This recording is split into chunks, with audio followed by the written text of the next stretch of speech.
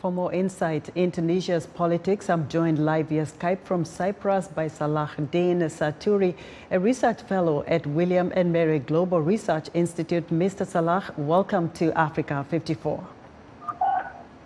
Hi, how are you? It's a pleasure to be on here. Thank you so much for having me. Right. So what seems to be the core issues that are bringing all this political upheaval that we're witnessing in Tunisia?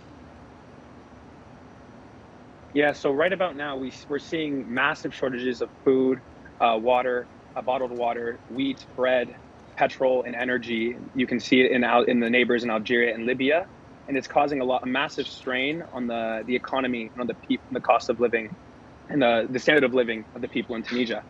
And this coupled with a political crisis that's been going on almost for a year and a half now, as of July 25th, 2021, when Kais Saied started ruling by decree and took over and froze the parliament. So now we're seeing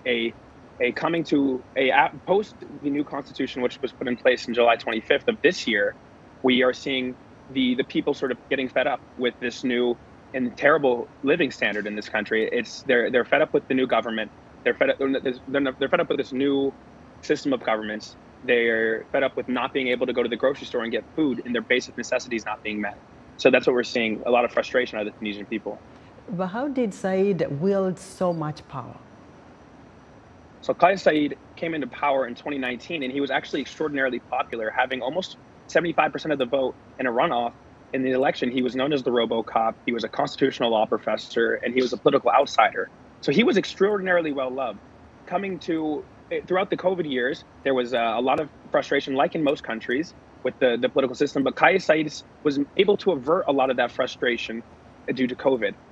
When he ended up ruling by decree, freezing the parliament, putting many members of parliament in jail, trying them, and putting, for example, the member of the corruption corps in house arrest, and pretty much seizing presidential powers, hyper-presidential powers for himself, with the express intent to create a new constitution, which would have been put in place this year, which has been put in place this year. So this constitutional referendum was extraordinarily popular among many of the Tunisian public.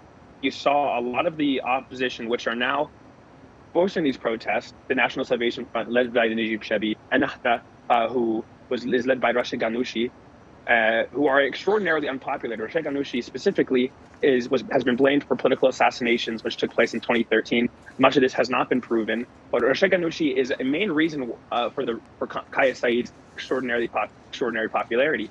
But you still see this popularity dwindling as of after the COVID years. His popularity is dwindling, and I think these protests are showing that Kais Saied isn't as powerful and as untouchable as he was once portrayed to be. Salah, thank you so much for your insight into Tunisia politics.